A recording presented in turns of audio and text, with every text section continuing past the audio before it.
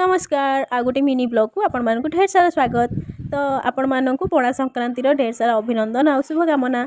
आज हूँ ओडिया मानकर गोटे सबुठ बड़ पर्व पणा संक्रांति माने आम ओडिया मानकर वर्ष आरंभ बैशाख मासर आरंभ आउ ओडिया मानकर नुआ वर्ष तेणु पणा संक्रांतिर महत्वटा ओडिया मानक पई बहुत। तो मु भी से प्रथा परंपरा बाद पड़ी नथिली। सकाळु मोर पूजा करिथिली ता सहित ठाकुर को पणा भोग भी लगेइथिली आ चौरा मूल ठेकी बसैकी पानी भी देइथिली। तापरे सेही पणा को आमे समस्ते टिके टिके पाइथिलु। तापरे लागि पड़िथिली ब्रेकफास्ट प्रिपरेशन रे बरा ता सहित भुबुनी।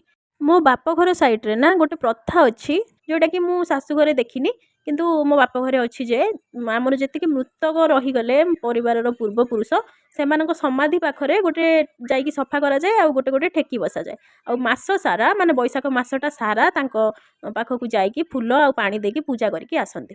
तो आपणको एरिया रे सेमती प्रथा अछि कि नाही मते कमेंट निश्चय जणांतु। पुणी देखा नेक्स्ट वीडियो।